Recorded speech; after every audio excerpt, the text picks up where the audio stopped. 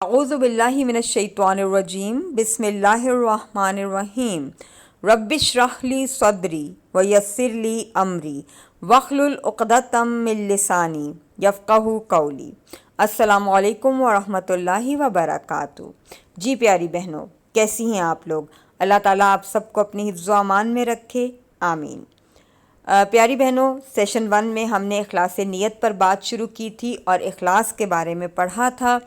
आज की वीडियो में इंशाल्लाह ताला हम नीयत पर डिस्कशन करेंगे कि नीयत से क्या मुराद है। नीयत से मुराद दिल का इरादा, यानी हम कोई भी काम करने से पहले दिल में क्या सोचते हैं उसको नीयत कहा जाता है। नीयत बहुत इम्पॉर्टेंट चीज़ है। इसकी अहमियत का अंदाज़ा इस आयत से होता है कि अल्लाह ताला ने कुरान पाक में फ़रमाया कि अल्लाह ताला वो ज़ात जिसने ज़िंदगी और मौत को पैदा किया ताकि वो तुम्हें आज़माए कि तुम में से कौन बेहतरीन अमल यानी ahsan अमल करता है। तो बहनों, हमारी ज़िंदगी का मकसद क्या है? हमें क्यों पैदा किया गया? ताकि हमारी आज़माइश हो कि हम में से कौन ahsan अमल करने वाला है। ahsan अमल क्या होता है? हर वो नेक अमल जो अल्लाह ताला को राज़ी करने के लिए किया जाए वो ahsan अमल कहलाता है। जितने भी नेक अमल हैं वो सब के सब बेहतरीन हैं, जैसे नमाज़ पढ़ना, रोज़ा रखना, ये सब बेहतरीन अमल हैं। लेकिन ये बेहतरीन अमल ahsan अमल तब बनते हैं कि जब ये सिर्फ़ और सिर्फ़ अल्लाह ताला की खुशनुदी के लिए, अल्लाह ताला को राज़ी करने के लिए किए जाते हैं। कुरान पाक में अल्लाह ताला फरमाते हैं कि अल्लाह ताला को कुर्बानी का गोश्त और उनका खून नहीं पहुँचता, बल्कि तुम्हारे दिलों का तक़वा पहुँचता है। प्यारे नबी सल्लल्लाहु अलैहि वसल्लम ने इरशाद फरमाया कि अल्लाह ताला तुम्हारे जिस्मों और सूरतों को नहीं बल्कि तुम्हारे दिलों को देखता है। हज़रत उमर बिन ख़त्ताब रज़ी अल्लाह ताला अन्हु से रिवायत है कि मैंने आप सल्लल्लाहु अलैहि वसल्लम को फरमाते सुना कि सब इंसानी आमाल का दारो मदार नीयतों पर है। आदमी को उसकी नीयत ही के मुताबिक फल मिलता है। तो जिस शख्स ने अल्लाह और उसके रसूल की तरफ हिजरत की तो उसकी हिजरत दर हकीकत अल्लाह और उसके रसूल की तरफ होगी। और जो किसी दुनियावी फ़ायदे के लिए या किसी औरत से निकाह के लिए हिजरत करेगा तो बस उसकी हिजरत उसी की तरफ मानी जाएगी। एक हदीस कुदसी में आता है कि प्यारे नबी सल्लल्लाहु अलैहि वसल्लम ने फरमाया कि अल्लाह ताला फरमाते हैं, अगर कोई शख्स किसी नेक काम की नीयत कर ले लेकिन किसी मजबूरी के बायस ना कर सके तब भी उसके नामे आमाल में एक नेकी लिखी जाएगी, और अगर वो अमल कर ले तो फिर उस अमल के करने पर 10 गुना अजर लिखा जाता है। इस हदीस से क्या पता चलता है कि अभी सिर्फ नीयत की है और किसी मजबूरी के तहत वो काम कर ही नहीं सके फिर भी नेकी है। और अगर नीयत है अल्लाह ताला को राज़ी करने की और फिर वो अमल कर लिया है तो फिर उसका अजर मल्टीप्लाई होता चला जाता है। इस हदीस के मुताबिक 10 गुना तक और एक और हदीस के मुताबिक 700 गुना तक अजर मल्टीप्लाई हो जाता है। और ये सब कुछ क्यों होता है? नीयत की बेसिस पर। हज़रत सालिम बिन अब्दुल्ला रज़ी अल्लाह ताला अन्हो ने उमर बिन अब्दुल अज़ीज़ को ख़त में लिखा कि अल्लाह ताला की मदद बंदे की नीयत के मुताबिक होती है। जिसकी नीयत कामिल उसकी मदद भी कामिल, और जिसकी नीयत में कमी उसकी मदद में भी कमी होगी। ग़ज़वा तबूक से वापसी पर आप सल्लल्लाहु अलैहि वसल्लम ने फरमाया कि मदीना में कुछ लोग ऐसे भी रह गए जो इस जंग में हर मौके पर तुम्हारे साथ थे। लोगों ने पूछा, ऐसा कैसे हो सकता है? तो आप सल्लल्लाहु अलैहि वसल्लम ने फरमाया कि उनकी नीयत थी जहाद की, लेकिन मजबूरी की वजह से वो शामिल ना हो पाए, इसलिए वो भी अजर में बराबर के हिस्सेदार हैं।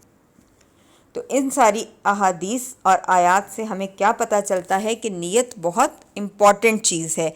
तो हमें हर वक्त अपनी नीयतों को चेक करते रहना चाहिए, क्योंकि हमारा दुश्मन जो हर वक्त हमारे साथ लगा हुआ है, शैतान, वो हमारी नीयतों को ख़राब करने की कोशिश करता है ताकि हमारे आमाल ज़ाया हो जाएं, क्योंकि उसे अच्छी तरह से पता है कि हमारे आमाल का दारोमदार नीयतों पर है। और यही वजह है वो हमारे अंदर रियाकारी और दिखावा पैदा कर देता है। और रियाकारी और दिखावा इंतहाई ख़तरनाक चीज़ है। इसके बारे में प्यारे नबी सल्लल्लाहु अलैहि वसल्लम फरमाते हैं कि जो शख्स शोहरत पाने के लिए कोई काम करेगा, क़यामत के दिन अल्लाह ताला उसके ऐब लोगों के सामने ज़ाहिर कर देंगे और लोगों को बता देंगे कि ये शख्स रियाकार था। आप सल्लल्लाहु अलैहि वसल्लम ने फरमाया कि जुब्बुल हुज़न से पनाह मांगो। لوگوں نے پوچھا جب الحزن کیا ہے؟ تو آپ صلی اللہ علیہ وسلم نے فرمایا دوزخ کا ایک گڑھا جس سے خود دوزخ دن میں 400 دفعہ پناہ مانگتی ہے۔ اس میں وہ شخص ہوں گے جو دکھاوے کی خاطر قرآن پڑھتے اور عمل کرتے ہیں۔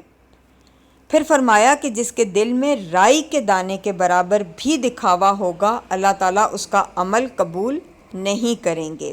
پھر حضرت ابو ہریرہ رضی اللہ تعالیٰ عنہ کی وہ طویل حدیث جس میں 3 لوگوں کا ذکر ہے، ایک وہ عالم جو دین کا علم سیکھتا اور سکھاتا تھا، شہید جس نے اللہ کی خاطر جان دی، اور سخی جو اللہ کی خاطر بہت سارا مال خرچ کرتا تھا۔ قیامت کے دن ان کو سب سے پہلے لایا جائے گا اور وہ سب اپنے اپنے نیک اعمال اللہ تعالیٰ کے سامنے پیش کریں گے، تو اللہ تعالیٰ حکم دیں گے کہ ان کو گھسیٹتے ہوئے لے کے جاؤ، پیشانی کے بالوں سے، ان کے ماتھے کے بالوں سے پکڑ کر انہیں گھسیٹتے ہوئے لے کر جاؤ اور جہنم میں ڈال دو۔ وہ پوچھیں گے کہ اللہ تعالیٰ ایسا کیوں؟ تو اللہ تعالیٰ کہیں گے اس لیے کہ تم یہ سارے نیک اعمال لوگوں کو دکھاوے کے لیے کرتے تھے، تو دنیا میں تمہیں ان کا بدلہ مل گیا، اب تمہارے لیے کوئی اجر نہیں۔ آپ صلی اللہ علیہ وسلم فرماتے ہیں کہ یہ تینوں سب سے پہلے جہنم میں ڈالے جائیں گے اور جہنم ان تینوں سے بھڑکائی جائے گی۔ ریاکاری اور دکھاوے کی شدت کا اندازہ اس بات سے ہو سکتا ہے کہ پیارے نبی صلی اللہ علیہ وسلم نے ان کو شرک اصغر کہا ہے۔ آپ صلی اللہ علیہ وسلم فرماتے ہیں کہ میں تم لوگوں کے معاملے میں شرک اصغر سے ڈرتا ہوں۔ پوچھا گیا کہ شرک اصغر کیا ہے؟ تو آپ صلی اللہ علیہ وسلم نے فرمایا ریاکاری اور دکھاوا۔ ایک اور حدیث میں آتا ہے کہ آپ صلی اللہ علیہ وسلم نے فرمایا کہ جس نے دکھاوے کے لیے روزہ رکھا اس نے شرک کیا، جس نے دکھاوے کے لیے نماز پڑھی اس نے شرک کیا، اور جس نے دکھاوے کے لیے صدقہ کیا اس نے شرک کیا۔ اور حدیث قدسی ہے کہ آپ صلی اللہ علیہ وسلم نے فرمایا کہ اللہ تعالیٰ فرماتے ہیں کہ میں مشرکین کے حصے سے بے نیاز ہوں۔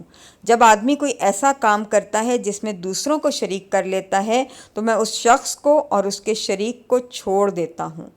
جو حشر مشرک یعنی شرک کرنے والے کا، وہی اس کا بھی۔ تو بہنوں، یہ ساری آیات اور احادیث جو میں نے آپ کے سامنے پڑھیں، جن میں اخلاص نیت کی اہمیت اور ریاکاری اور دکھاوے کے بارے میں بیان کیا گیا، ان ساری آیات کا مقصد کیا تھا؟ ان کا آپ کے ساتھ اور KIG کے ساتھ کیا لنک ہے؟ آپ سب ان احادیث اور آیات کو غور سے پڑھیں اور یہ سوچیں کہ بینگ اے KIG ہیلپر یہ آیات اور یہ احادیث آپ کو کیوں سنائی گئی ہیں؟ ان آیات اور احادیث کو سنانے کا مقصد کیا تھا؟ سب بہنیں اپنی اپنی جگہ پر ان ساری آیات پر غور و فکر کیجئے۔ انشاءاللہ تعالیٰ نیکسٹ سیشن میں آپ کو بتاؤں گی کہ یہ ساری آیات اور احادیث آپ تک پہنچانے کا کیا مقصد تھا۔ اس وقت تک مجھے اجازت دیجئے۔ سبحانک اللہم و بحمدک، اشہد ان لا الہ الا انت، استغفرک و اتوب الیک۔ السلام علیکم ورحمۃ اللہ وبرکاتہ۔